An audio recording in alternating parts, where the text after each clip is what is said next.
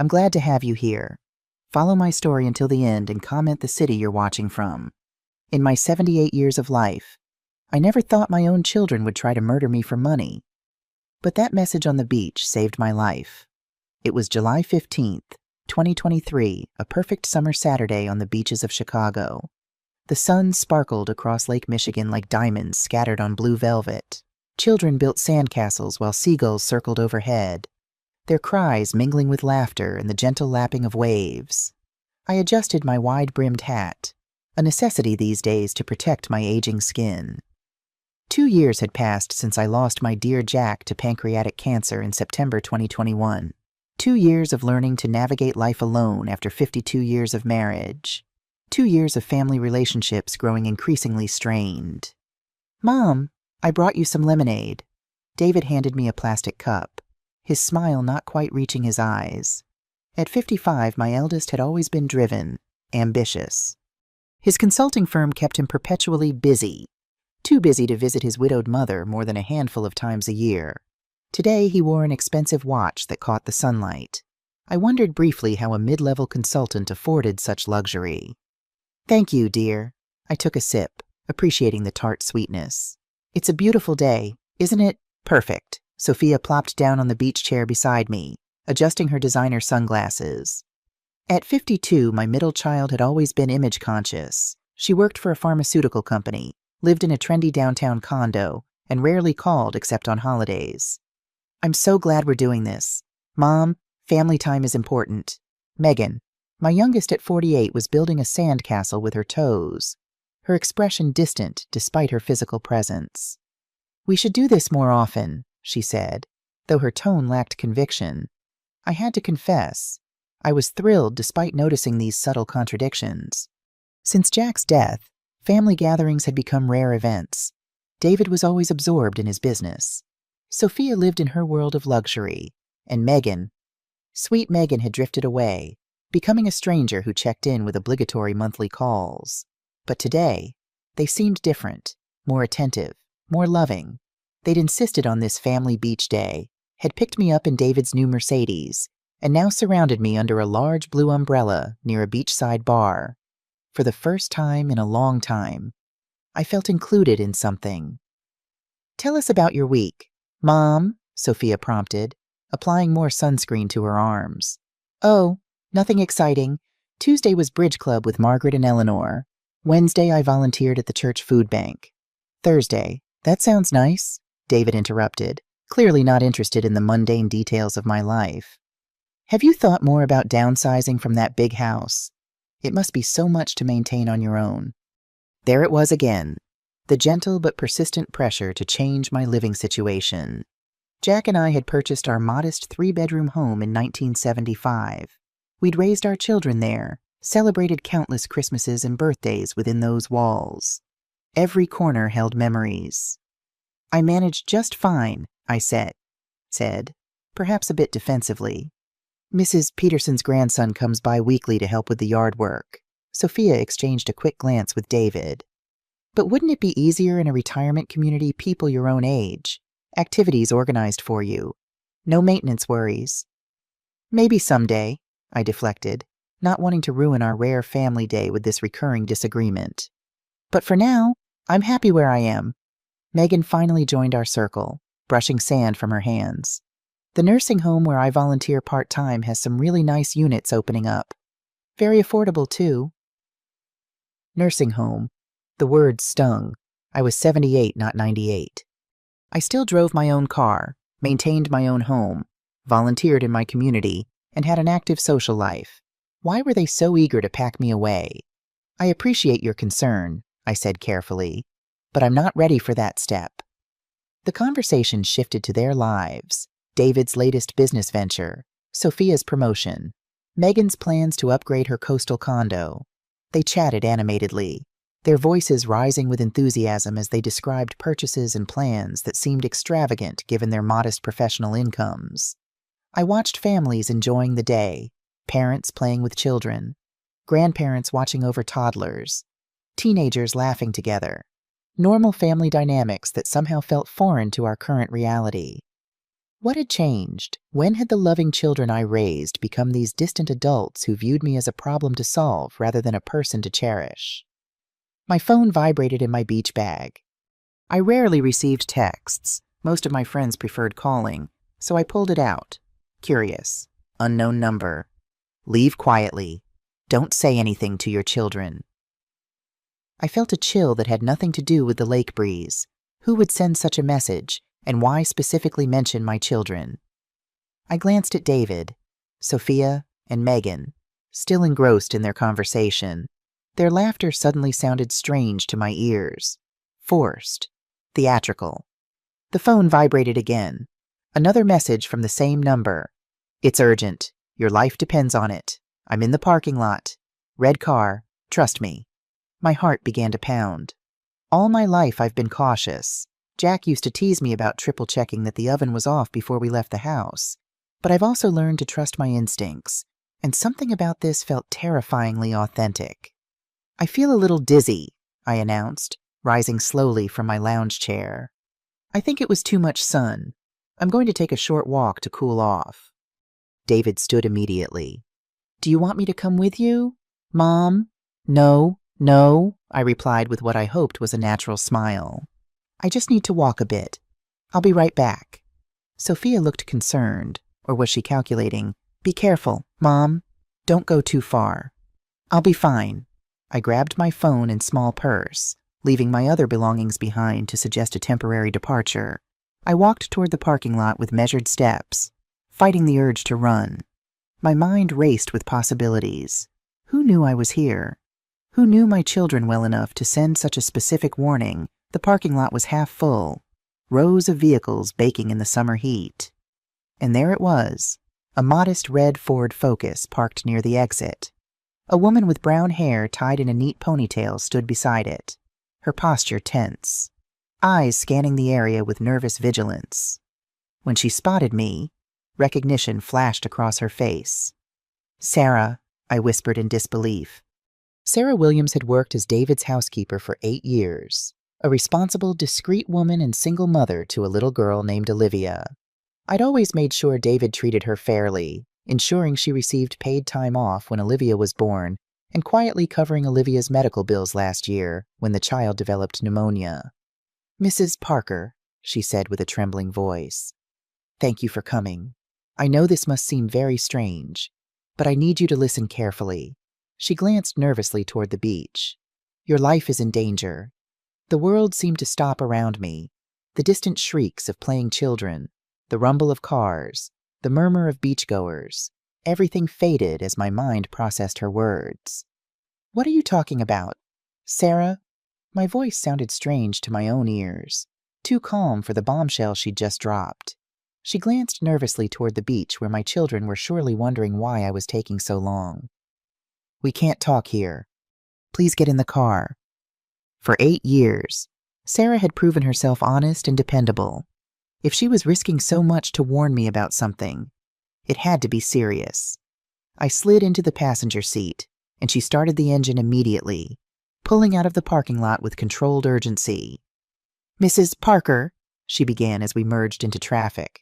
What I'm about to tell you will be very difficult to believe, but your children are planning to hurt you. The words echoed in my head like alarm bells. My children planning to hurt me. It was impossible to fathom. Yet the seriousness in Sarah's face compelled me to listen. She drove to a quiet industrial area, away from prying eyes, and parked behind an abandoned warehouse. With trembling hands, she reached for her phone. I've worked for David since 2015, she explained. Before that, I was a legal secretary for 5 years. I understand documents, financial records. I know what's normal and what's suspicious. This detail about her background, something I hadn't known, suddenly made everything more credible. Yesterday, while cleaning David's home office, I found some papers that concerned me. I took pictures as evidence. She swiped her screen and showed me the first image. It was a bank document with my signature, but I had no memory of signing it. The date was July 8th, 2023, just 1 week ago. Do you recognize this signature, Mrs. Parker? I examined the screen closely. The signature was undeniably mine. The distinctive way I looped the E in Evelyn, the slight upward tilt of the final R in Parker. Yes, that's my signature. But I tried to remember. Wait, that was the day of the barbecue at David's house. They asked me to sign several forms. Said they were routine documents for the family's health insurance. Sarah nodded grimly. That's what they wanted you to believe. But look at what you actually signed. She zoomed in on the image. My eyes widened in horror. It wasn't insurance paperwork at all. It was a bank transfer authorization for $950,000, my entire life savings. Everything Jack and I had worked for across 5 decades of marriage, careful saving, and prudent investments. This can't be real, I murmured, feeling the blood drain from my face. There's more, Sarah continued, showing me another image. This time it was a power of attorney document giving David absolute control over all my assets. The third image was even more disturbing, a draft of a forged will where I left my entire estate to my 3 children, eliminating charitable donations I had planned for my church and the children's hospital that had treated Jack. How is this possible? I was conscious when I signed these. I remember that day perfectly. Sarah looked at me with a mixture of compassion and urgency. Mrs. Parker, do you remember feeling strange afterward? Dizziness? Confusion? Drowsiness? A shiver ran down my spine. Indeed, I remembered feeling unusually tired that afternoon. I had blamed my discomfort on the heat and my age. I fell asleep on David's couch, I admitted weakly. I thought it was the wine. I found this in David's kitchen, she said, showing me another photo. It was a small bottle with a medical label bromazepam, 6 mg. There were also traces of a clear liquid in a separate vial. My mind worked feverishly, connecting the dots, the insistent family lunch, my strange drowsiness, the documents I signed without reading completely because I trusted my family. They drugged me, I whispered, more to myself than to her. I think so, yes, but the worst is yet to come. Sarah took a deep breath before continuing. Last night, while clearing the dinner plates, I overheard a phone conversation David was having. He was talking to someone about a very large debt, Mrs. Parker. He mentioned the amount of $380,000. The figure hit me like a physical blow. It was a fortune that none of my children could gather with their regular incomes. David sounded desperate, Sarah continued. He was telling the person on the phone that the old problem would be solved soon, that he had access to the necessary funds. When he mentioned your name, I knew I had to warn you. Who do they owe so much money to? I'm not entirely sure, but I heard names that scared me. People from the south side of Chicago involved in illegal loans. David repeated the name Victor the Shark several times. I knew that reputation. Chicago had its dangerous areas, and ruthless loan sharks were a reality I preferred to ignore. But now that reality had reached into my own family. But if they already have access to my money with these forged documents, why would they need to? Sarah interrupted me with a grave expression. Because there's a problem. Mrs. Parker, the banks are being more cautious with large transfers from seniors. They need you to be present, conscious, and personally ratify any transactions over $100,000. Then I understood the extent of the danger. It wasn't enough to have drugged me once to get my signature. They needed to keep me under control, manipulable, perhaps permanently unable to make independent decisions. There's something else you should know, Sarah added in a barely audible voice. This morning before they left for the beach, I heard Sophia on the phone with someone. She mentioned something about a plan B in case you became difficult. I couldn't hear everything clearly, but she mentioned words like accident, stairs at home, and quick inheritance. The horror of the situation hit me with full force. My own children, my own flesh and blood, weren't just planning to rob me.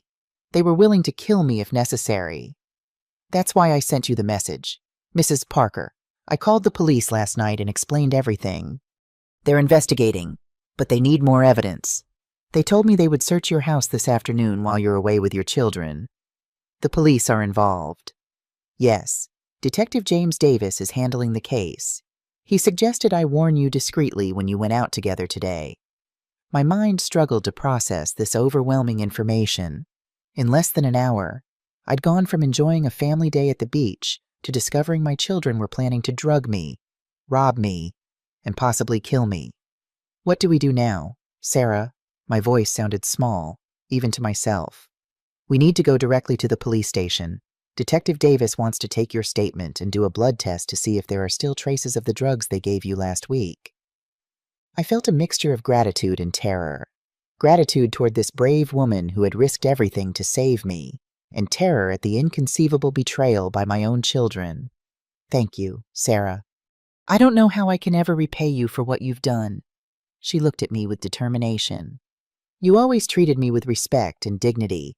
Mrs. Parker, when Olivia was sick last year, you paid her medical bills without me even asking. I could never let them hurt you. As we headed toward the police station, a question hammered in my mind. How had my family reached this point of desperation? And more importantly, what else were they willing to do to get my money? The drive to the police department took 15 minutes, but it felt like an eternity. Sarah drove with obvious nervousness, constantly checking the rearview mirror. I stared out the window at the familiar Chicago streets, now seeming alien and threatening.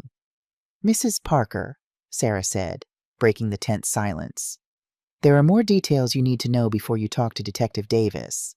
What I discovered is much more complex than I initially thought. She pulled over on a side street near the station and turned to me with a worried expression. Last night, after overhearing David's phone call, I decided to investigate further.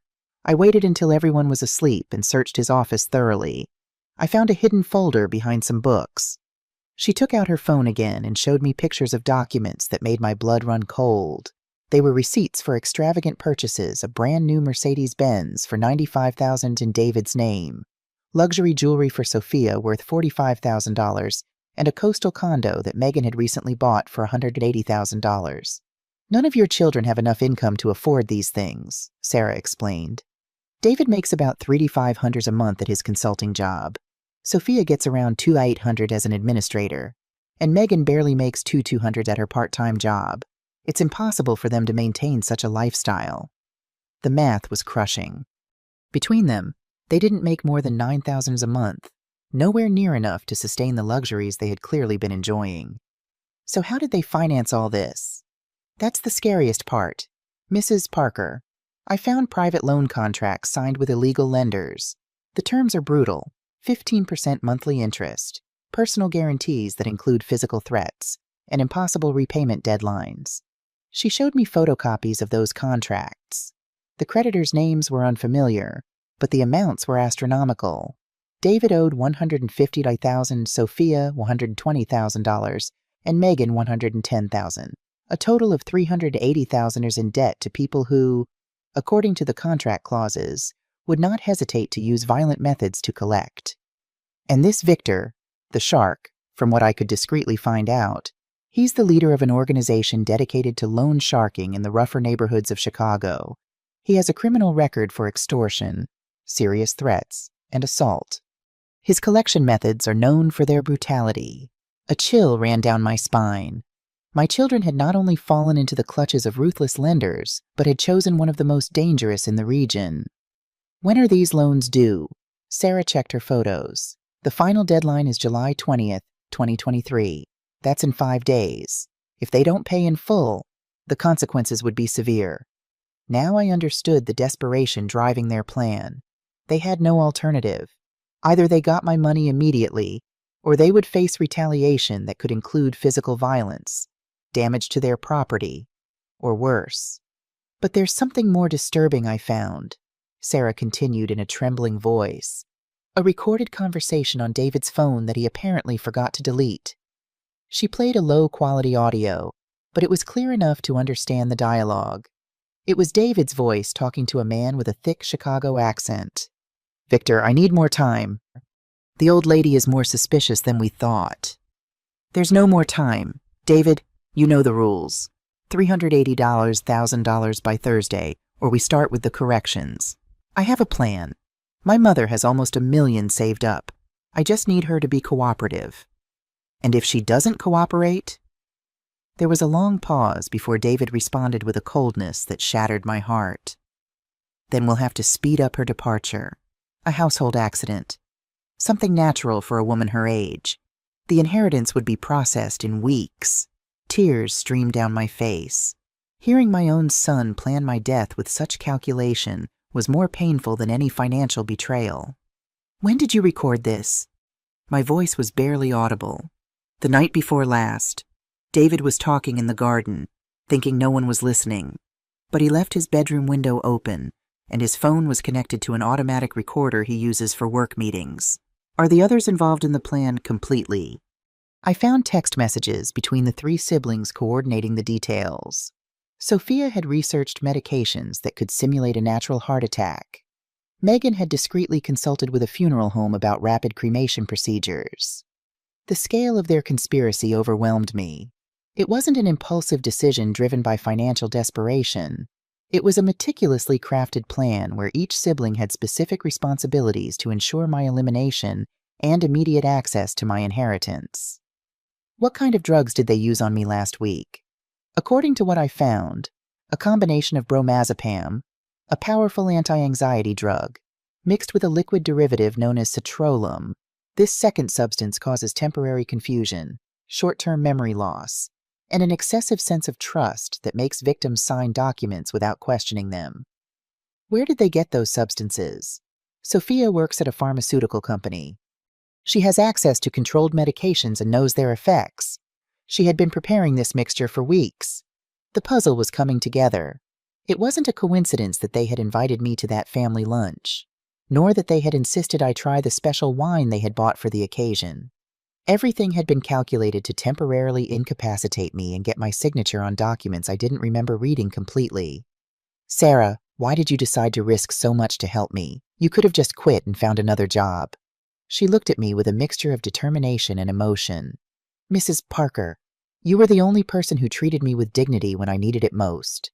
When Olivia was born and I became a single mother, you made sure David gave me paid maternity leave. When my daughter was sick last year, you personally paid the medical bills without me asking. Her words moved me deeply.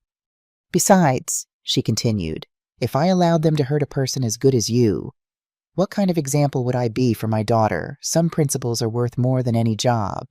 As we finally headed toward the entrance of the police station, a terrible certainty settled in my mind. The family I had loved and protected for decades was willing to murder me for money. And if I didn't act immediately, in 5 days, I could be dead. The station's lobby was brightly lit and surprisingly quiet for a Saturday afternoon. The air conditioning was a welcome relief from the July heat, but nothing could cool the burning sense of betrayal consuming me. Mrs. Parker, Sarah whispered, no matter what happens, please remember you're not alone in this. I'll help you through every step. I squeezed her hand gratefully, still struggling to accept the reality of my situation. How had it come to this? How had my beloved children transformed into strangers capable of planning my death while we waited? My mind began a painful journey into the past. Sarah's revelations had opened a deep wound, but they had also forced me to re-examine the last 2 years with devastating clarity. It all started on September 23rd, 2021. Jack, my husband of 52 years, passed away after a 6-month battle with pancreatic cancer. I vividly remembered how my children behaved during those final days, attentive, loving, seemingly devastated by the impending loss of their father. But now, with this new perspective, certain details I had interpreted as filial love took on a sinister meaning. During Jack's last weeks, David had repeatedly insisted on knowing our financial details. He said it was important to be prepared to help me with the paperwork after the funeral. Sophia was the one who asked the most about my savings and retirement plans. Mom, we want to make sure you have everything you need, she repeated constantly. At the time, I took their insistence as genuine concern for my future well-being. Megan had been more subtle, offering to accompany me to doctor's appointments and bank meetings, always with the excuse of supporting Mom in these difficult times. I never suspected she was memorizing information about my accounts and investments. The first few months after the funeral were the darkest of my existence. The house felt empty, silent, filled with memories that both comforted and suffocated me. Jack had been my anchor, my reason for getting up every morning. Without him, I sank into a depression that almost consumed me. That's when I found refuge in faith. St. Peter's Parish became my sanctuary. Father William Carter, a wise man of 65, welcomed me with understanding and patience. I started attending Sunday Mass, then weekday services, and eventually became a daily parishioner. Evelyn, Father William would tell me, the pain you feel is the other side of the love you shared with Jack. Don't run from it. Accept it as part of your eternal connection with him. His words comforted me, and gradually, I found peace in prayer, in meditation, in the feeling of being part of something bigger than my own suffering. The church gave me structure when my life lacked purpose and community when loneliness threatened to destroy me. During this period of spiritual renewal, my children intensified their visits. At first, I was thrilled, thinking we had finally developed the family bonds Jack had always wanted. David came on Tuesday afternoons, Sophia on Thursdays, and Megan on Saturdays. It seemed like a perfect routine of family support. But now, remembering those visits with new awareness, I recognized disturbing patterns. They always asked about my health in a specific way. Was I taking any medication? Was I having trouble remembering things? Had I considered setting up a power of attorney for medical emergencies? The questions about money were constant, but disguised as concern. Mom, have you thought about consolidating your savings into a single account to simplify management? Wouldn't it be more convenient to have online access to your funds? Have you updated your will since Dad passed away? David had been particularly insistent on this last point. In January 2022, just 4 months after the funeral, he pressured me to visit the lawyer as a precaution. I vividly remembered that visit to Thomas Johnson's office. David accompanied me and stayed present throughout the entire consultation. The lawyer had prepared several documents that, according to David, would modernize my will and protect my assets. I signed everything confidently, believing I was securing my children's future. But now I wondered what additional documents they might have slipped in among those papers. Had I signed powers of attorney without realizing it? Bank authorizations hidden among legitimate will clauses? Sophia had adopted a different but equally effective strategy. She presented herself as the unofficial family administrator, offering to handle my monthly bills and paperwork. Mom, let me help you with these boring things. You focus on recovering emotionally. Gradually, she had taken control over various aspects of my daily financial life. She paid my utility bills, handled bank correspondence, and took care of renewing insurance and subscriptions. In retrospect, this had given her complete access to information about my financial resources. Megan had chosen the most subtle and manipulative approach. She focused on my emotional state, presenting herself as the understanding daughter who best comprehended my pain. Mom, you know you can trust me with any concern. The older ones sometimes don't understand, but I'll always be here for you. Her visits included long conversations about Jack, shared memories, and plans to honor his legacy. During these intimate chats, Megan extracted information about my charitable intentions, my desire to donate to the parish, and my plans for the future. Now, I understood that each child had developed a specialty within their conspiracy. David handled the legal and notary aspects. Sophia controlled the day-to-day financial administration, and Megan manipulated my emotional state to keep me vulnerable and trusting. The most significant change had occurred in the last 6 months. Their visits became more frequent, but also more tense. I noticed exchanges of glances between them, conversations that stopped abruptly when I entered the room, and a level of stress I didn't know how to interpret. In June 2023, David had suggested those regular family gatherings at his house. Mom, now that you're doing better emotionally, we should spend more time together as a family. Dad would have wanted to see us united. Those Sunday lunches at David's house became weekly events that I looked forward to with genuine joy. Finally, we seemed to have found the family harmony Jack had dreamed of. But for my children, those gatherings had a completely different purpose: to study my routines, assess my mental state, and prepare the ground for their final plan. The lunch on July 8th, when they drugged me to get my signature, had simply been the culmination of months of meticulous preparation. Mrs. Parker, I looked up to see a man in his early 50s with kind eyes and a serious expression. He wore a crisp button-down shirt with a detective's badge clipped to his belt. "I'm Detective James Davis. Thank you for coming in." He extended his hand, which I shook automatically. "And you must be Sarah Williams. Your call last night was very timely." "This is all happening so fast," I said, my voice sounding distant even to myself. Detective Davis nodded sympathetically. "I understand this is overwhelming, Mrs. Parker, but based on what Ms. Williams has shared, we need to move quickly to ensure your safety. Would you please follow me?" As we walked down the corridor to his office, I felt as though I were moving through a dream, or rather, a nightmare.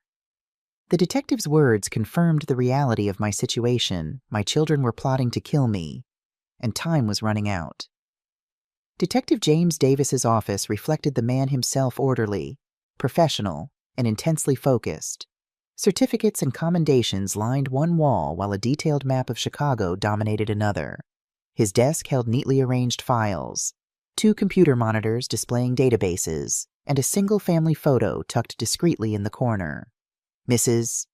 Parker, before we proceed with your formal statement, I'd like our forensic team to run some urgent tests," Detective Davis said, gesturing for me to sit in a chair across from his desk. "We need blood and hair samples to detect any possible residues of substances that may have been administered without your consent." "Is it still possible to detect anything after a week?" I asked, my voice surprisingly steady despite the circumstances.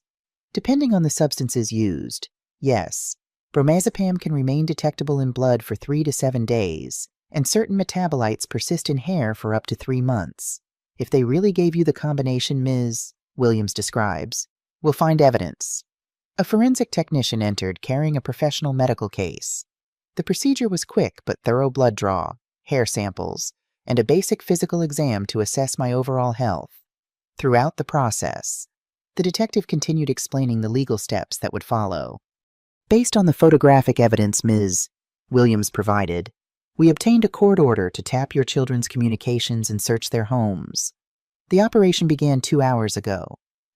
They're already at my house." The reality of the investigation suddenly hit me.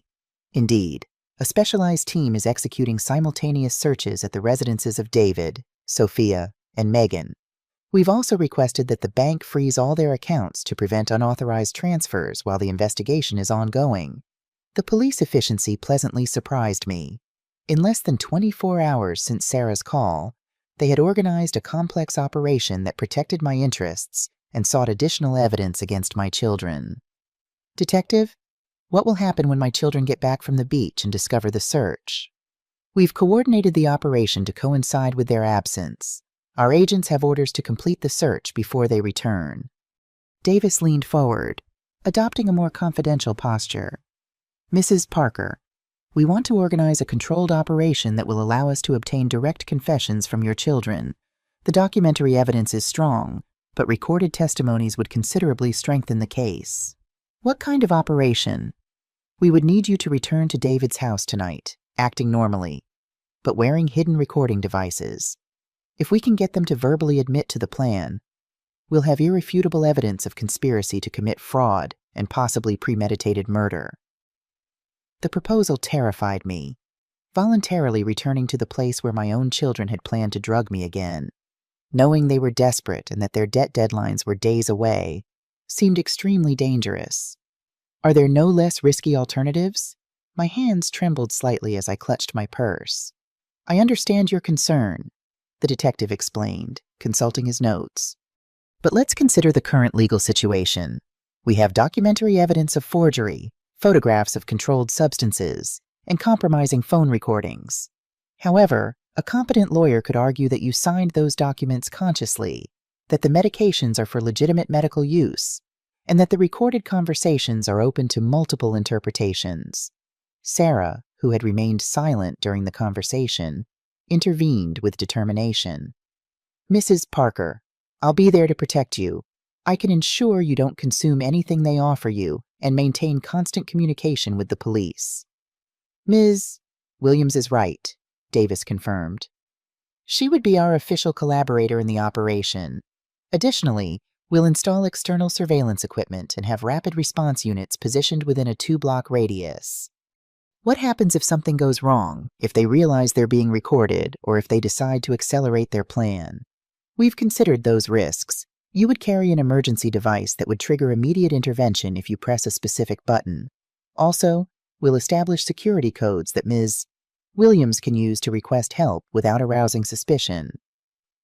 The detective showed me a tiny device similar to a shirt button, equipped with a high-sensitivity microphone and GPS transmitter. The technology impressed me with its sophistication and discretion. Let's also consider the consequences of not acting decisively, Davis continued. Your children are under extreme pressure from violent lenders. If they don't get the money in the next few days, they might try something desperate and irreversible. His words forced me to confront a terrible reality. Regardless of my fears, my children had already crossed moral lines from which there was no return. If I didn't stop them now, when I had police protection and legal evidence, the next opportunity might be too late. When would this operation be? Ideally, tonight. According to our investigations, your children were planning to invite you to dinner tomorrow, Sunday, to finalize certain family matters. Getting ahead of their timeline would give us a tactical advantage. How would I explain my unexpected return after leaving the beach? Sarah suggested a convincing alibi. You felt unwell during your walk. I found you disoriented near the parking lot, and I accompanied you to David's house so your children could take care of you.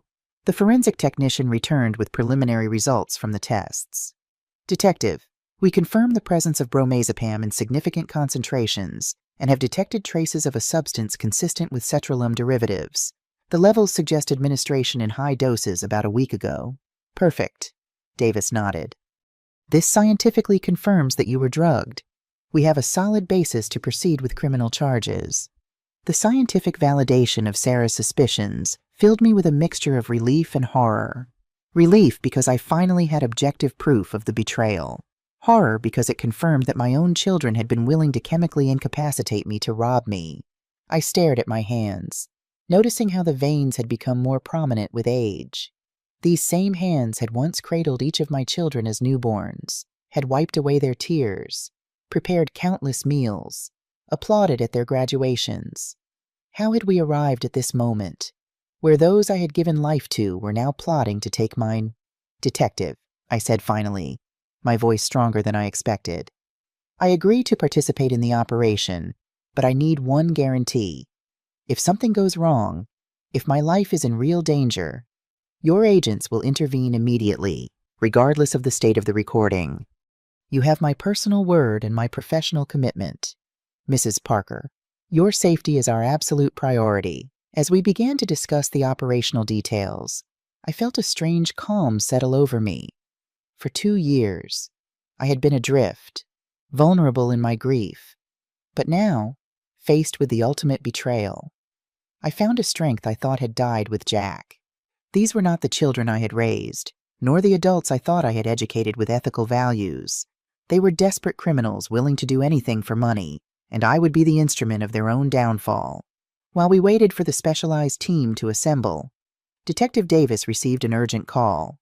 His expression grew increasingly serious as he listened, occasionally making notes on a legal pad. I see. And you found it where exactly? Behind the false wall in the basement? Yes. Photograph everything before moving it. I want chain of custody impeccable on this one. When he hung up, he turned to me with a grave expression. Mrs. Parker, the search team at your son's house has discovered something unexpected. It appears David has been keeping a detailed journal about the entire plan. In it, he mentions that your late husband, Jack, had confronted him about financial irregularities shortly before his death. This revelation struck me like a physical blow. Jack knew, he never said anything to me. According to what they've found so far, Mr. Parker discovered that David had been embezzling money from his consulting clients. He threatened to report him unless he returned the funds and sought help. The journal suggests that this confrontation happened approximately 1 week before your husband's condition suddenly worsened. The implication hung in the air, too terrible to articulate. Could David have... No. I couldn't allow myself to think it. Not yet. Not without proof.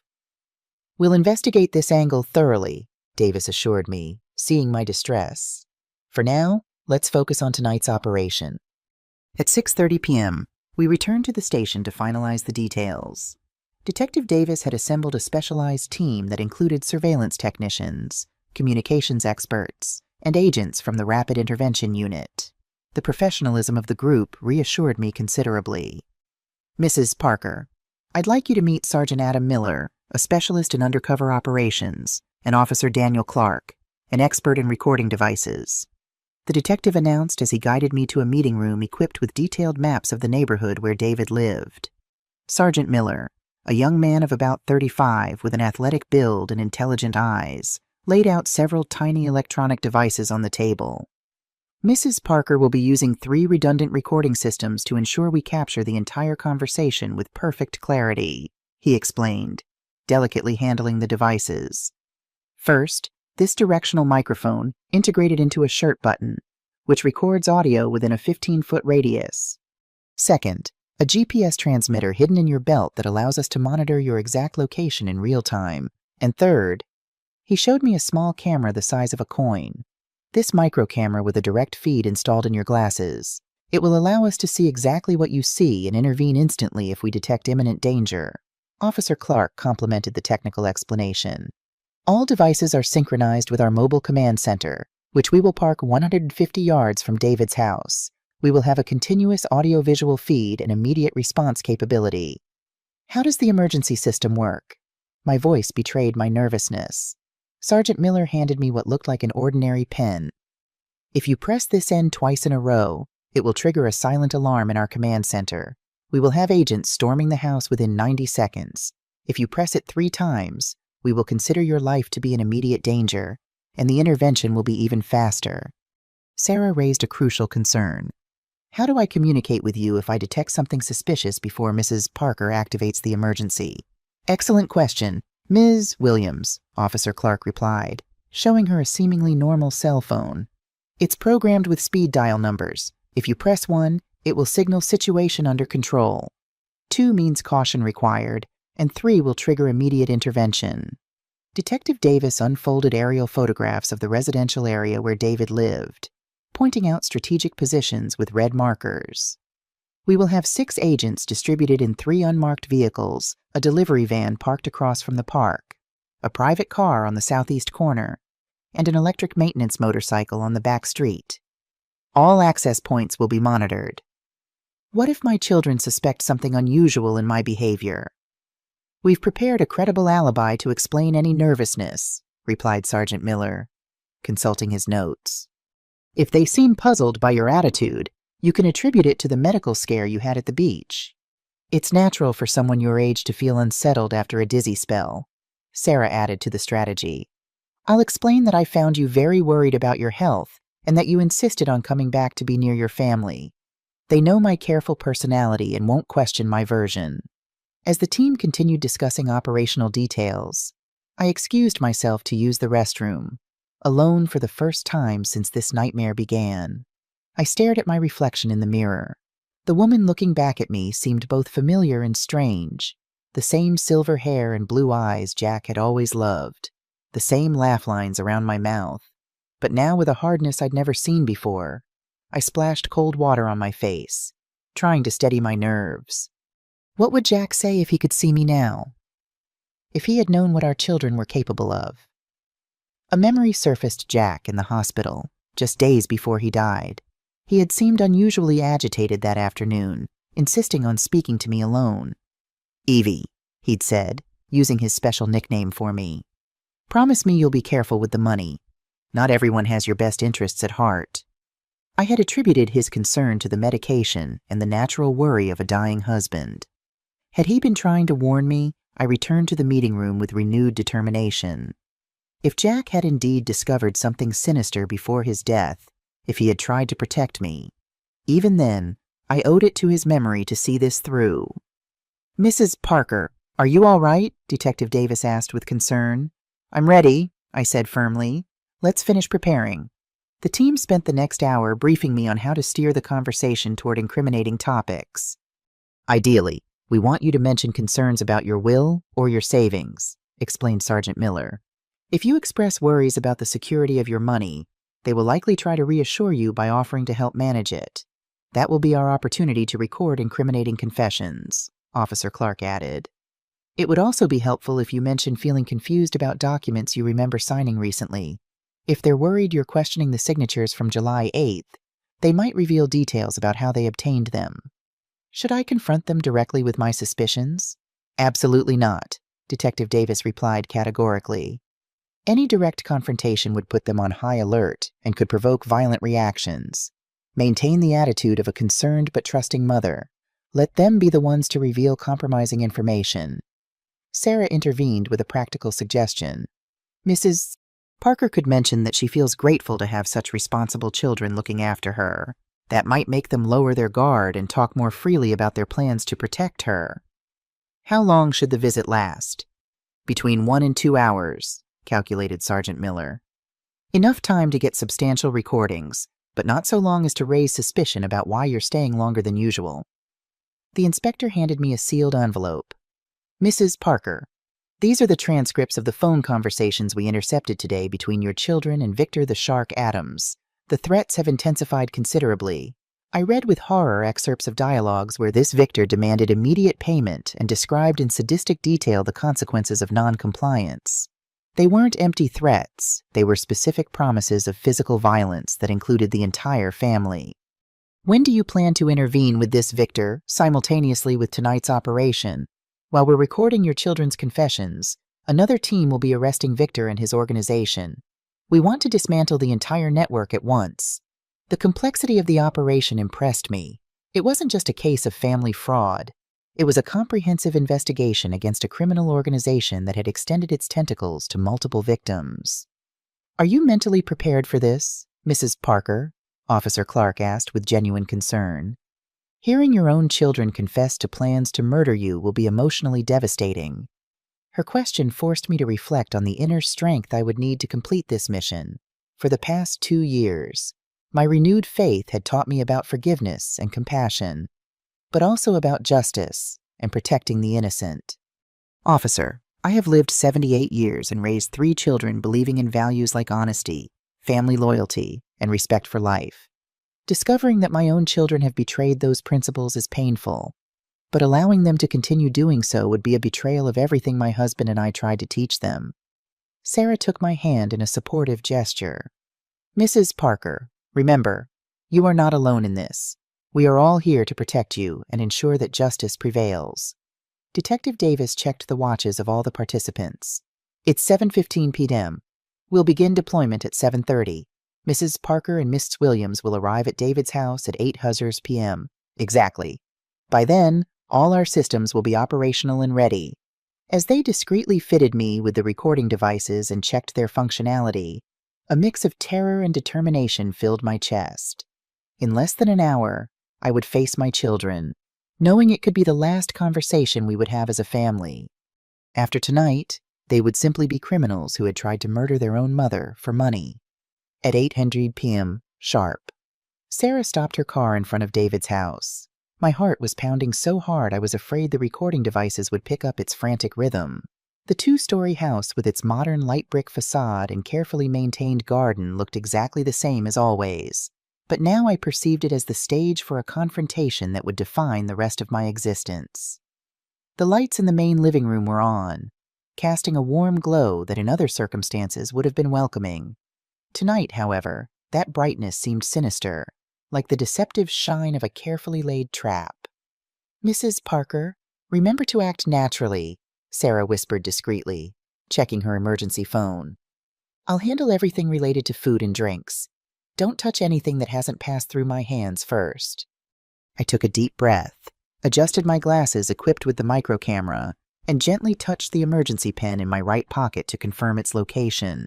The wires from the button microphone felt strange against my chest, but I hoped my blouse would hide them adequately. The door opened before we could even ring the bell. David appeared with an expression that combined feigned relief and apparent concern. "Mom, thank God you're okay. We were so worried when you disappeared from the beach without a word." He hugged me with an effusiveness that now felt completely fake, knowing his true intentions. "Sarah found me feeling dizzy near the parking lot," I explained, following the prepared script. I felt confused and disoriented. I think it was too much sun for someone my age. Sophia appeared from the kitchen, drying her hands on a floral apron. Her smile seemed genuinely relieved, which momentarily confused me. Was it possible she still had some shred of authentic love for me? Or was she simply a consummate actress? "Mom, you gave us such a scare. Megan is in the living room. She was about to call the hospitals to see if you'd been admitted." Megan emerged from inside the house, practically running. Her eyes showed an anxiety that could be interpreted as filial love, but which I now suspected had entirely different motivations. "Mom, are you feeling better? Do you need me to take you to the doctor? Your blood pressure has been irregular lately." "I'm fine, honey. I just need to rest a bit and maybe have something cool to drink," I replied, allowing them to guide me to the main living room. The inside of the house reflected the standard of living my children had been maintaining with borrowed money. Italian leather furniture, a giant screen TV, decorations that obviously cost more than any of their monthly salaries. Every object reminded me they had been living an unsustainable financial lie. "Sarah, please bring some mineral water from the fridge," David requested with a seemingly casual tone, but I detected an underlying tension in his voice. "Of course, Mr. Parker," Sarah replied, heading to the kitchen. She had been specifically instructed to control everything I was offered to drink. I sat on the main sofa from where I could observe the expressions of my 3 children. Sophia settled to my right, Megan to my left, and David remained standing in front of me, unconsciously adopting a dominant position that I found revealing. "Mom, we've been discussing your financial situation," David began with a seemingly concerned tone. "At your age, managing so many savings and complex banking decisions must be stressful." "Why do you bring that up now?" I asked, feigning innocent surprise. Sophia intervened with calculated gentleness. "Mom, we know that Dad always took care of a lot of the paperwork. Without him, you must feel overwhelmed by so much financial responsibility. It's true that some things have gotten more complicated," I admitted, following the strategy suggested by the police. "Lately, I've been feeling confused about some documents I remember signing." The 3 of them exchanged quick glances that the microcamera would have definitely captured. David cleared his throat before answering. "What kind of documents are you worried about, Mom?" "Well, I remember signing papers a week ago during our family lunch, but I can't quite remember what they were for. My memory isn't what it used to be." I carefully observed their reactions. Megan leaned towards me with an understanding expression. "Mom, those were just update forms for your health insurance. Nothing important, just routine paperwork that we're handling to help you out." "But I have a feeling there were large numbers involved, amounts that seemed significant." I pressed on, maintaining a tone of genuine confusion. David sat down in the armchair across from me, adopting a posture that was meant to be relaxed, but revealed muscular tension. "Mom, maybe it's time we consider setting up a simpler system to manage your finances. Something that takes the pressure off you and allows you to enjoy your retirement without administrative worries." Sarah returned with a sealed bottle of mineral water, which she opened in front of me before pouring me a glass. Her movements were deliberate and careful, ensuring I could see that the liquid had not been tampered with. "What kind of system are you suggesting?" I asked, taking a sip of water. Sophia visibly brightened. "We could set up a joint account where one of us has authorization to handle your daily expenses. That would free you from having to remember bills, investments, and bank procedures." "A joint account, wouldn't I lose control over my own money?" "Not at all, Mom," Megan replied with false sweetness. "It would simply be an administrative tool.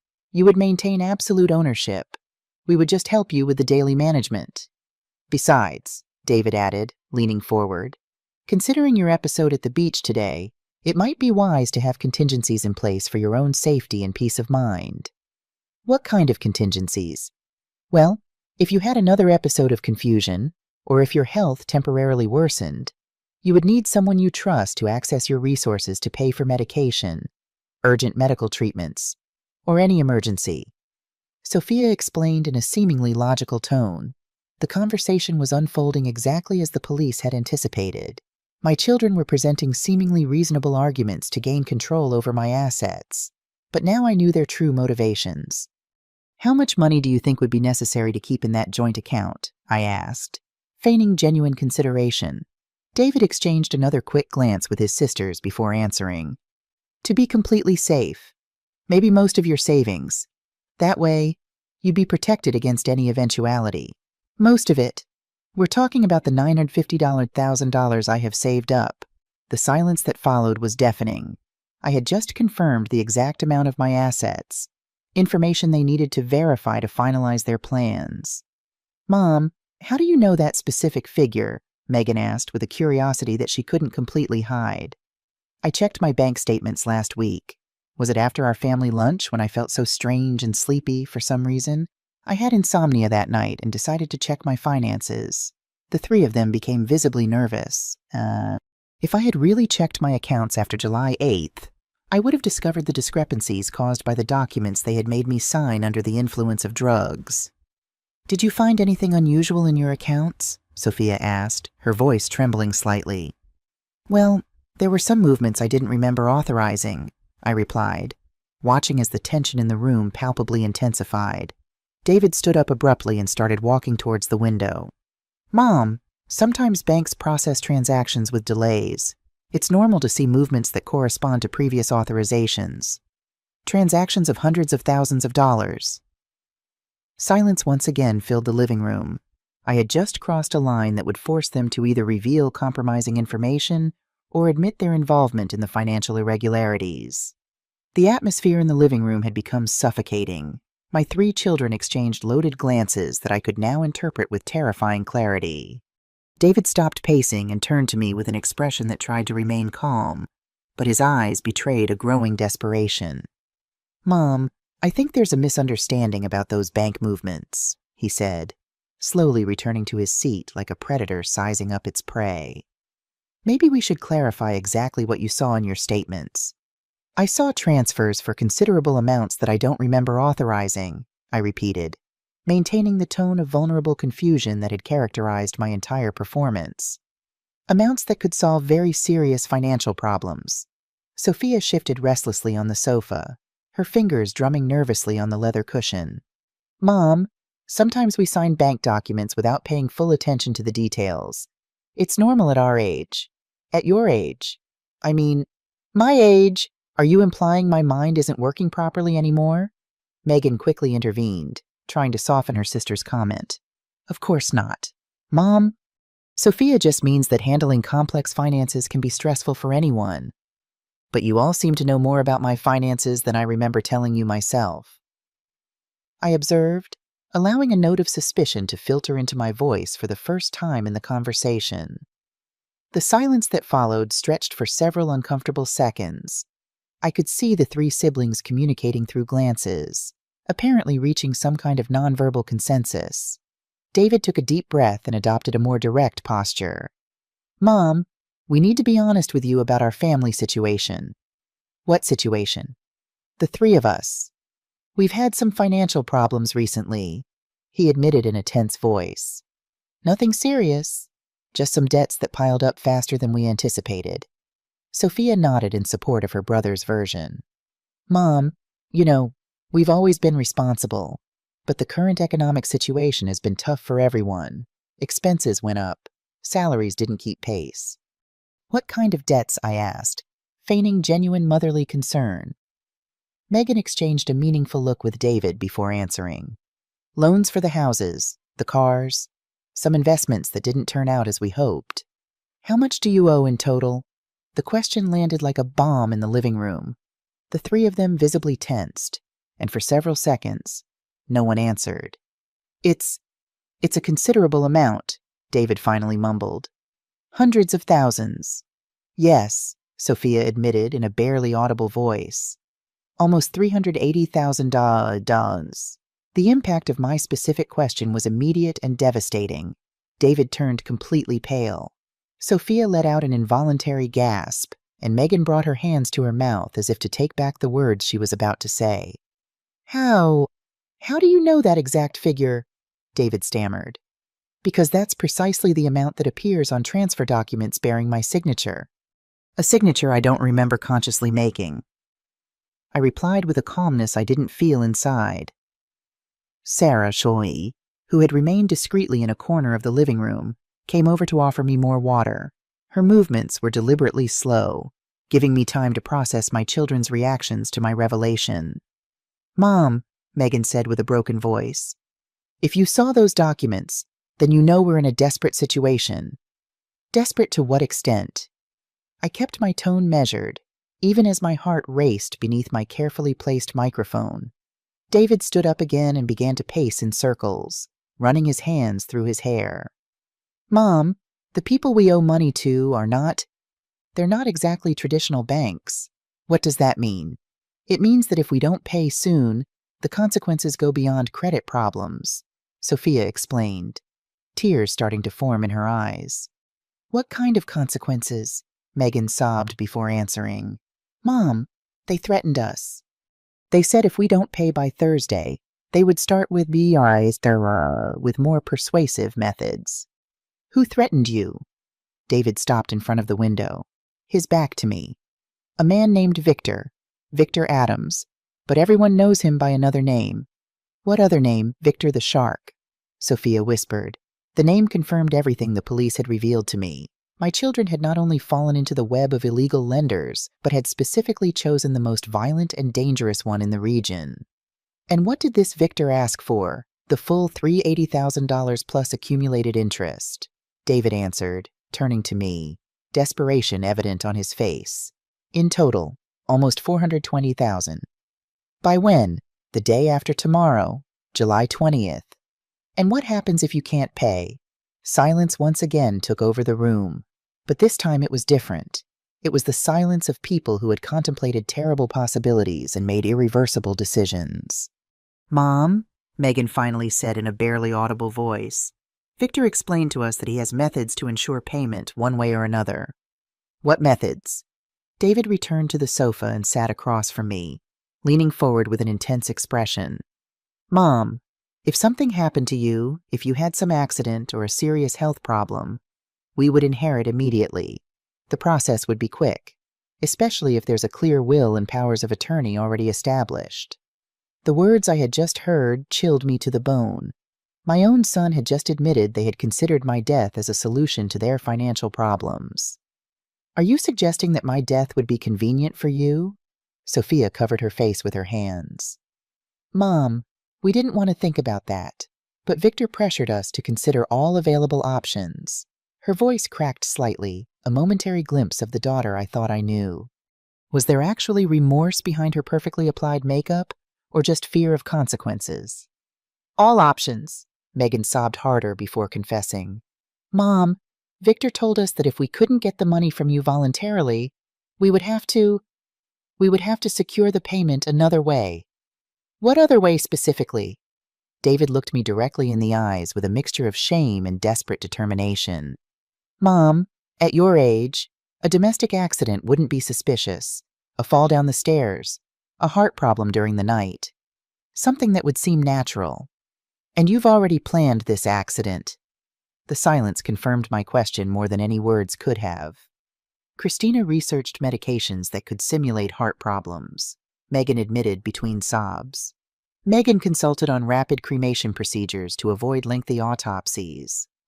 "And you, David, what was your part of the plan?" My eldest son looked at me with a mixture of pain and resolve that broke my heart. "I would be in charge of being with you when it happened, to make sure you didn't suffer and that everything looked natural." I felt physically ill. The carefully rehearsed calm I had maintained began to crack under the weight of these confessions. "When was this accident supposed to happen?" "This week," Sophia whispered. "Victor gave us until Thursday, so we would have to act before then." "Tomorrow," David nodded slowly. "We had planned to invite you over tomorrow. It was going to be the last time."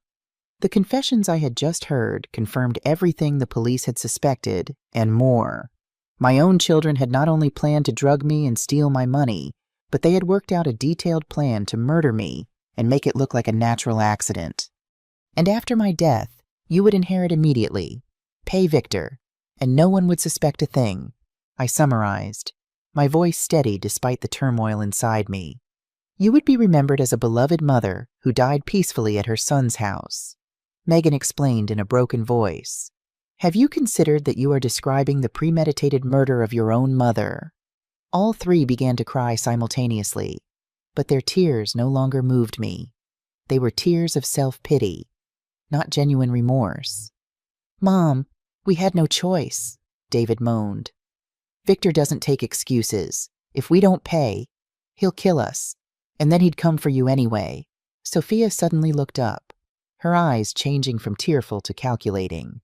Mom, you're talking strangely. You're usually more emotional when we discuss serious family problems. She was right. In my focus on gathering evidence, I'd slipped out of character. The Evelyn Parker they knew would be hysterical by now, not calmly discussing the details of her planned murder. David also stood up, studying my face with growing attention. Mom, are you okay? There's something different about your behavior since you arrived. The tension in the room began to transform. My children were shifting from confessional guilt to defensive suspicion. Their survival instincts were kicking in as they detected inconsistencies in my act. Different in what way, I asked, trying to maintain the character of a confused old woman. Normally, after hearing something so disturbing, you'd be screaming, crying, or at least trembling, David observed, approaching me with cautious steps. But you're too calm, too controlled, Sarah intervened from her position by the kitchen doorway. Mrs. Parker has been very upset since the episode at the beach. Maybe the shock made her react differently. Shock, Sophia repeated, looking at Sarah with growing suspicion. Sarah, you found my mother at the beach. Right. Exactly where and how? I found her near the parking lot. She seemed disoriented and worried about her blood pressure. Sarah replied with the rehearsed version. But why were you at the beach? Megan pressed. It was supposed to be your day off, and you usually spend it with Olivia at home. The question revealed a detailed knowledge of Sarah's personal routine that unsettled me. My children had been monitoring their housekeeper's movements with an attention that suggested paranoia or preparation for something specific. Olivia wanted to go to the beach, so we decided to spend the day there, Sarah explained, but her voice betrayed growing nervousness. David stopped directly in front of me, leaning in to examine my face. Mom, something doesn't add up in this whole situation. What doesn't add up? First, you mysteriously disappear from the beach without explanation. Then you return hours later with Sarah, who coincidentally found you. Now you're interrogating us about our financial problems using legal terminology. And you react with unnatural calmness to confessions that should devastate you emotionally. His analysis was too precise. My performance had been convincing during the first part of the conversation, but maintaining the character through such extreme revelations required theatrical skills I didn't possess. I just found out my own children are planning to murder me, I said, partially abandoning the pretense. Did you expect me to react with hysterics? I expected you to react like our mother, not like a professional investigator, he replied, his voice growing increasingly tense. Sophia went to the window and pulled the curtain aside slightly. Mom, there are several vehicles parked in unusual places on our street. A van I've never seen before. A car that's been there for too long. My heart raced. The police operation was being detected by my children, whose paranoia had heightened their powers of observation. What are you implying? Sophia, I'm implying that maybe your disappearance from the beach wasn't as accidental as you made us believe, she replied. Turning to me with an increasingly hostile expression, Megan joined her sister by the window. Sophia's right. There's too much suspicious vehicle activity to be a coincidence. David went to a drawer in the living room cabinet and pulled out a small pair of binoculars. He watched the street through them, his expression progressively hardening. Mom, the man in the blue car is wearing an earpiece and has visible communication equipment on the passenger seat, he announced in a cold voice. The delivery van has no real company logos, and there's someone watching from inside. The situation was deteriorating rapidly. My children had identified the police surveillance and now considered me responsible for attracting that attention. What are you suggesting? I asked, though I already knew the answer. I'm suggesting you betrayed us, David replied with a harshness I had never heard in his voice before. Somehow, you alerted the authorities about our conversations. Sarah tried to intervene. Mr. Parker, Mrs. Parker has been with me all afternoon. She hasn't had a chance to contact anyone. All afternoon with you, Sophia repeated with venomous sarcasm. A housekeeper who coincidentally becomes our mother's constant companion on the same day police surveillance appears on our street. Sarah just helped me when I felt sick, I protested weakly. Megan returned from the window with a look of growing fury. Mom, you know what I think really happened. I think Sarah found out something about our plans. Warned you. And together you contacted the police. That's ridiculous. Is it ridiculous? David interrupted, approaching me menacingly. Then explain why you're wearing a different blouse than the one you had on at the beach this morning. His observation hit me like a lightning bolt. Indeed, during the preparation for the operation at the station, I had changed my blouse to accommodate the recording devices, a seemingly insignificant detail that now compromised the entire operation. I changed because the other one was sweaty after the episode at the beach. I lied desperately. And where did you get this new blouse? I don't recognize it from your wardrobe. Sophia pressed with the insight of someone who had been studying my habits for months. Before I could answer, David lunged at me and began to pat down my blouse with expert hands. Mom, there's something hard here, like a strange button. His fingers found the recording device. At that moment, the charade was definitively over. It's a microphone, he shouted, violently ripping the device from my blouse. She's recording us. Sophia ran over and began to examine my glasses. And this looks like a tiny camera. Megan ran toward Sarah with a murderous expression. You contacted them. You set all this up. Mrs. Megan, please, Sarah cried, backing away towards the wall. David crushed the microphone under his foot with uncontrolled fury. Mom, you just destroyed your own family. You just condemned us all. At that exact moment, as if waiting for that specific signal, the front and back doors of the house burst open simultaneously with a deafening crash. Police, get on the ground now!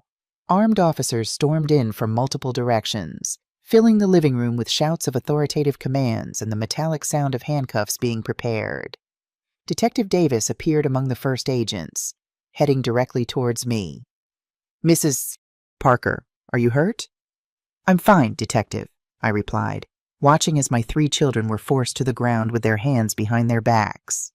Mom, David screamed as they put the cuffs on him. You betrayed us.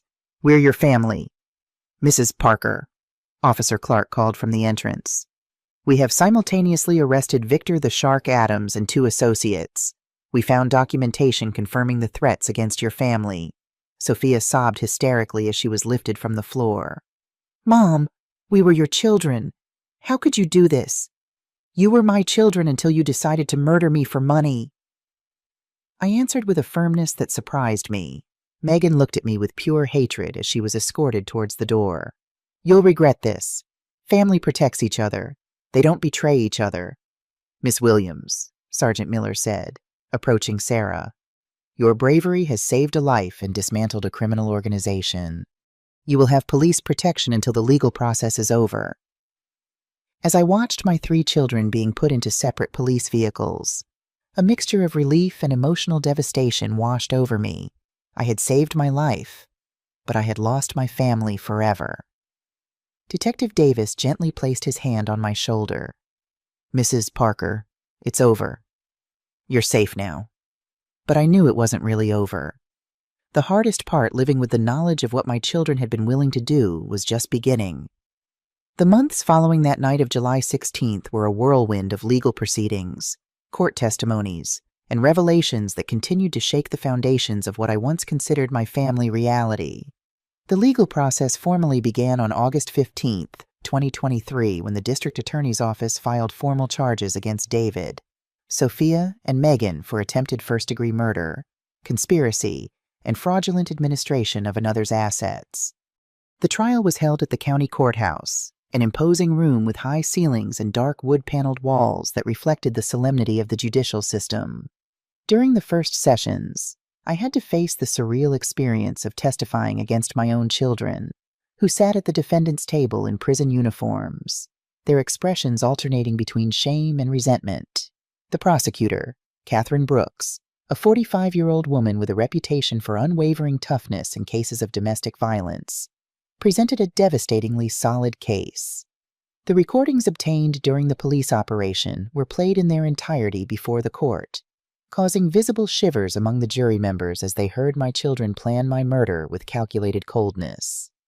"Your Honor, ladies and gentlemen of the jury," the prosecutor declared during her opening statement, "we are faced with one of the most execrable cases of family betrayal to ever come before this court.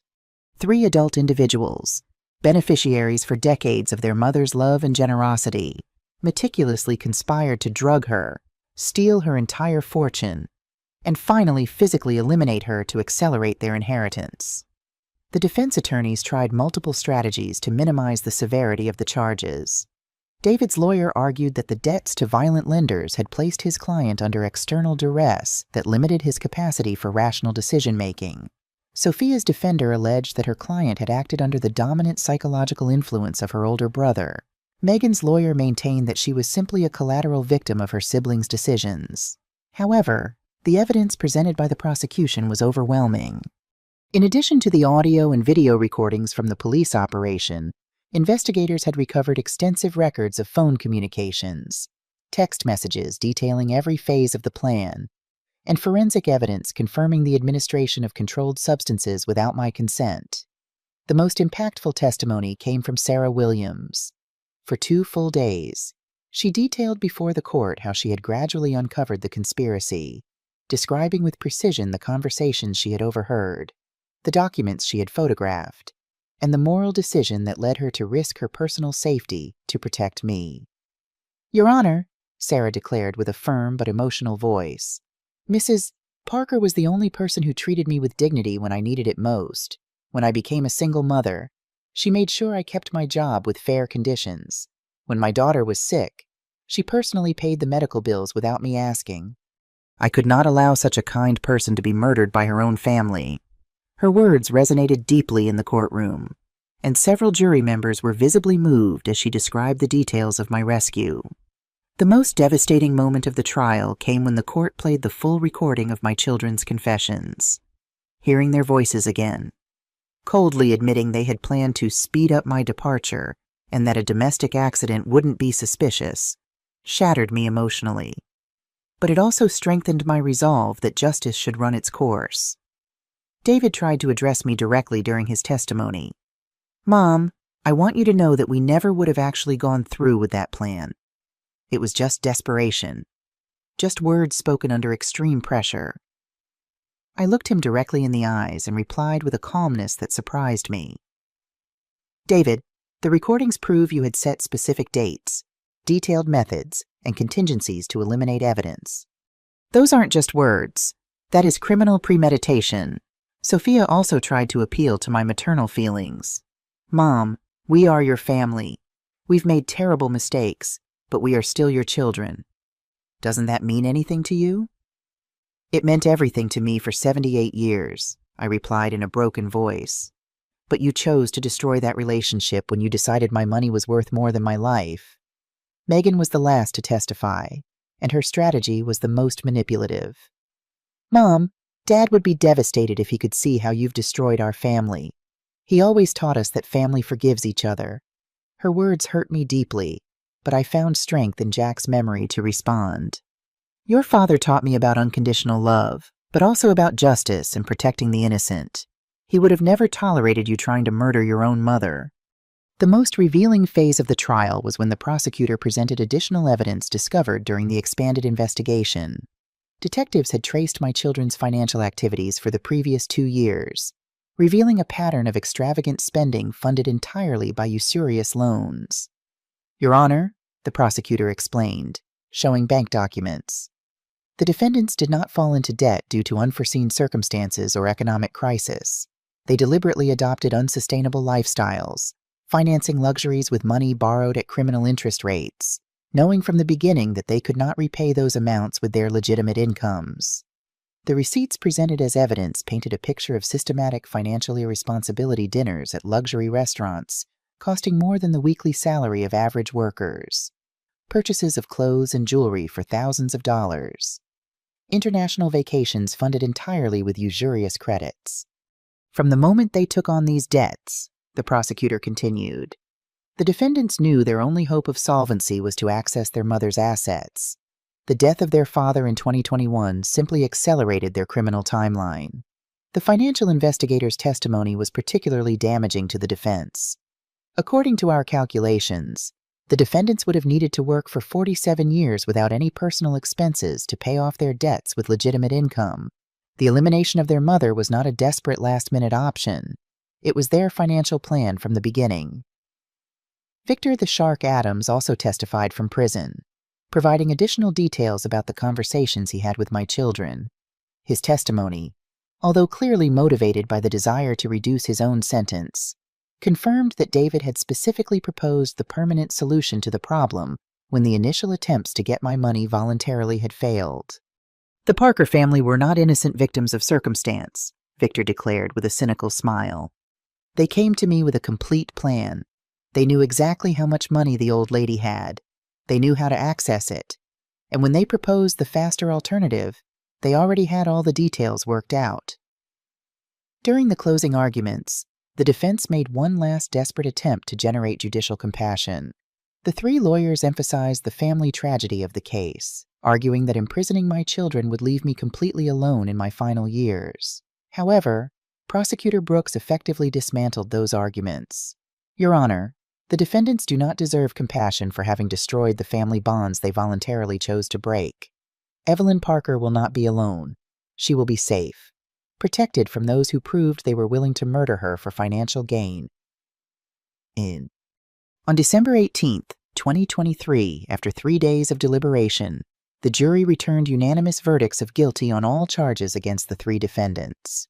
The presiding judge pronounced the sentences with appropriate solemnity. David Parker, Sophia Parker, and Megan Parker are found guilty of attempted first-degree murder, conspiracy to commit a crime, fraudulent administration of another's assets, and administration of controlled substances without consent. Each is sentenced to 15 years in prison without the possibility of parole before serving 10 years of the sentence. When I heard those words, I experienced a complex mixture of relief, sadness, and final justice. My children had received the appropriate consequences for their actions, but that didn't alleviate the pain of having forever lost the people who were once the most important thing in my life.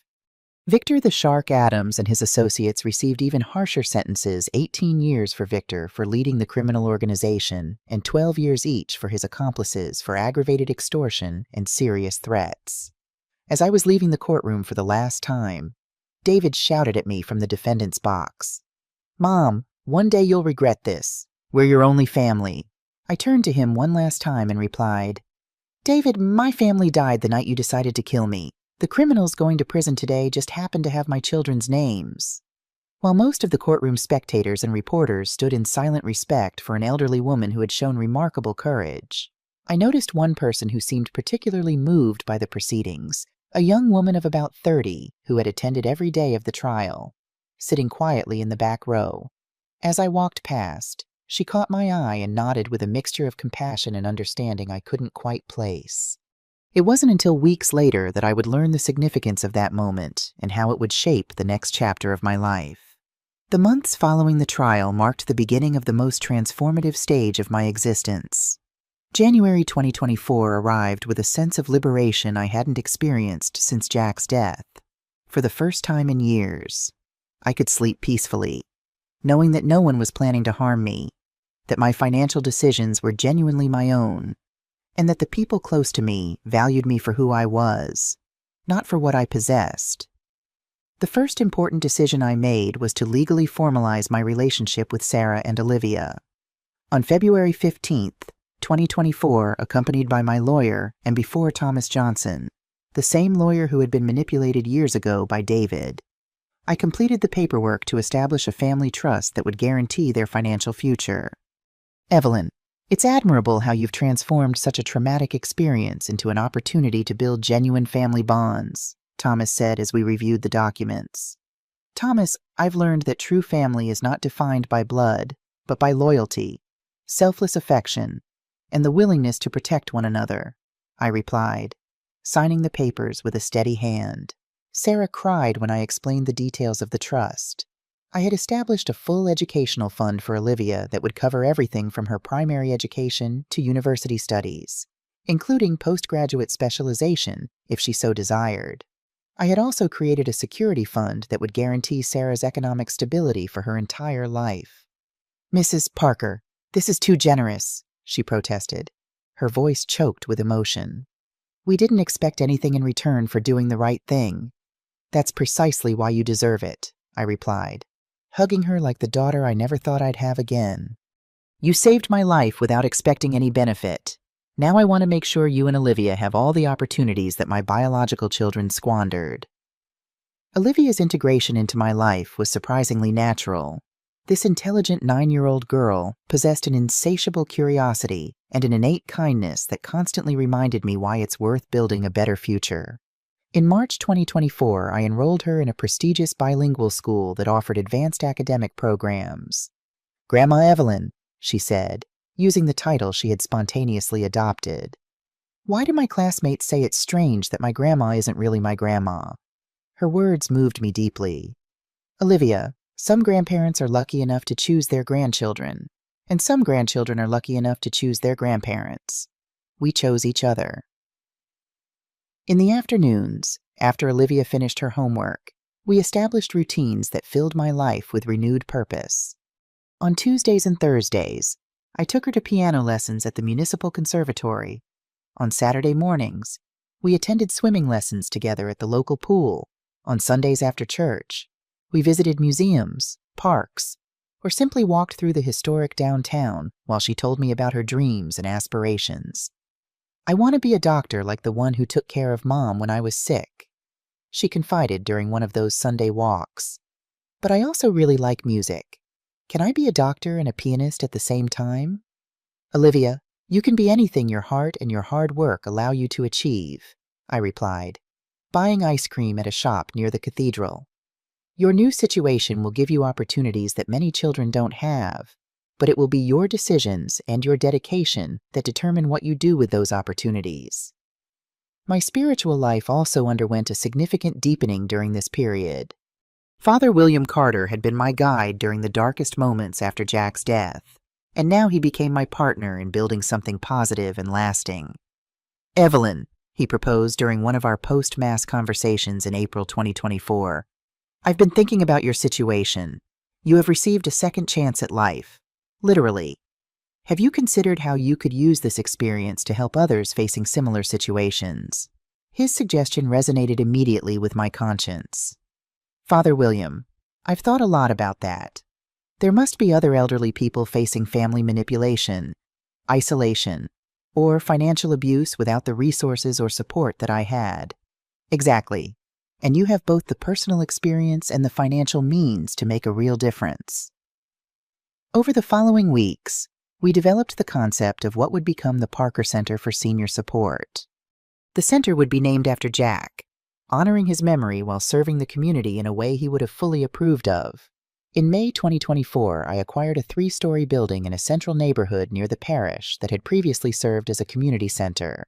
The renovation took 4 months, during which I worked closely with architects, social workers, and gerontology experts to create a space that was both functional and welcoming.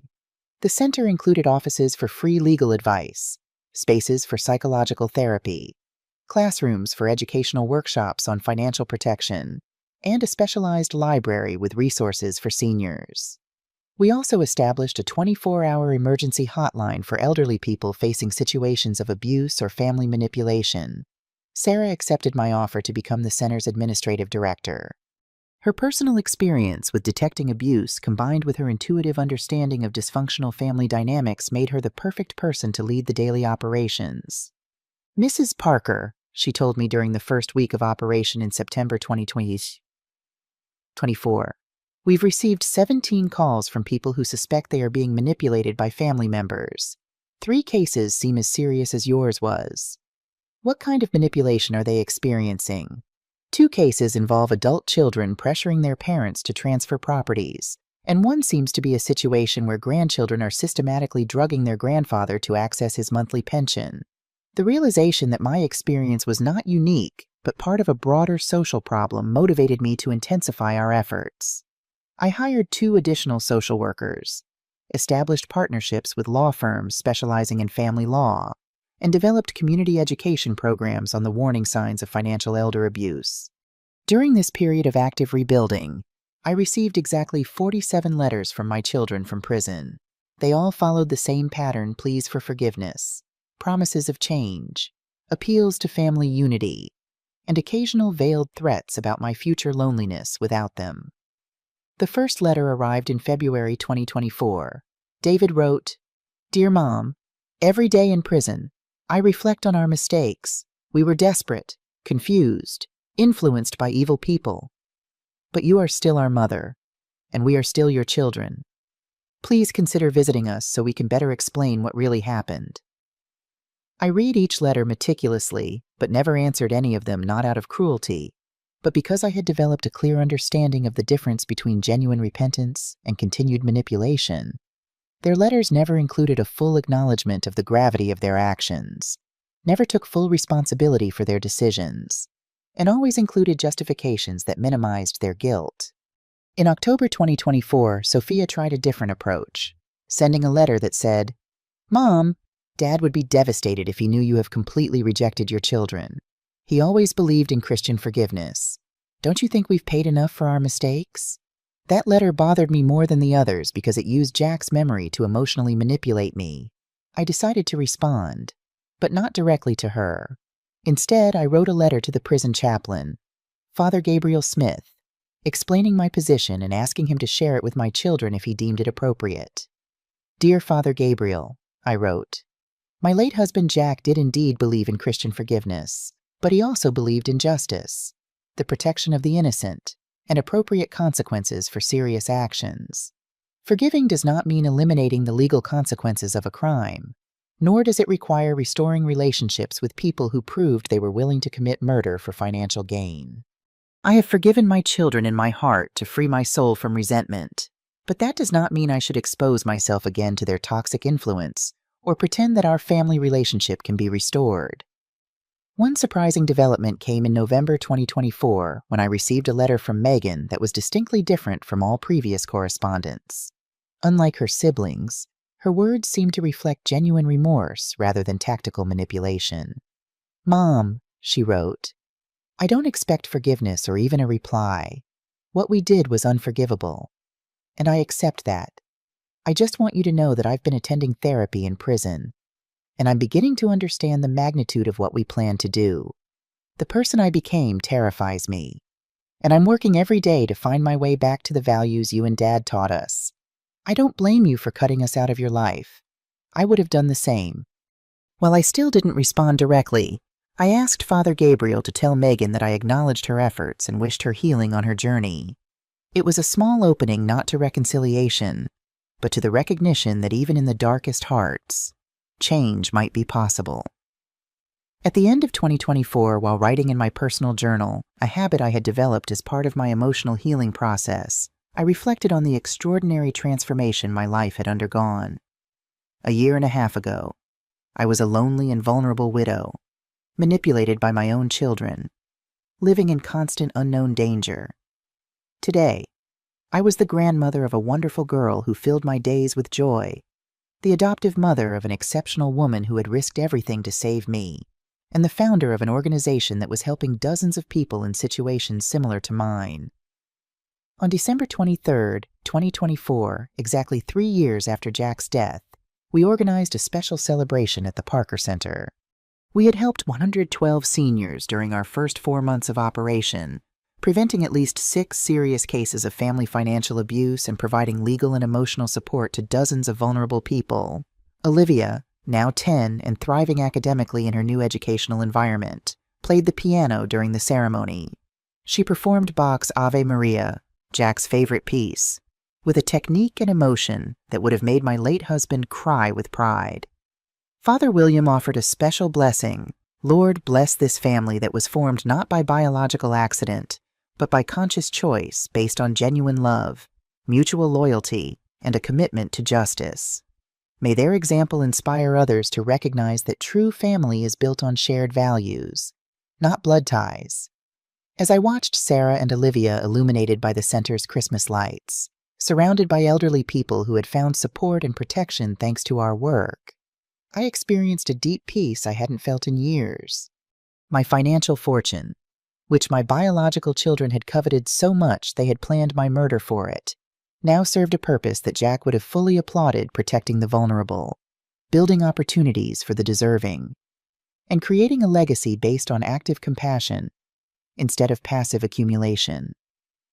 That night, before sleeping in my renewed home, now filled with childish laughter, meaningful conversations, and the security of authentic family bonds, I wrote the final entry in my journal for the year. At 78 years old, I have learned that the deepest betrayals can open paths to the most unexpected blessings.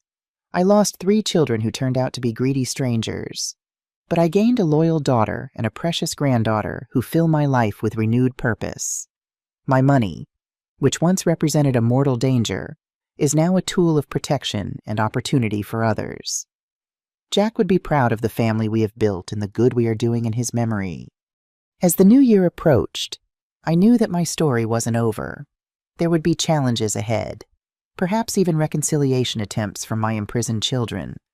But whatever came, I would face it with the wisdom of experience, the comfort of true family, and the knowledge that sometimes salvation comes in the form of a simple text message from an unexpected source. What would you do if you were in my place? Have you ever been through something similar? Comment below. If you liked this story, give the video a like and subscribe to the channel. To hear the next story, click on the box to the left. Thanks for watching.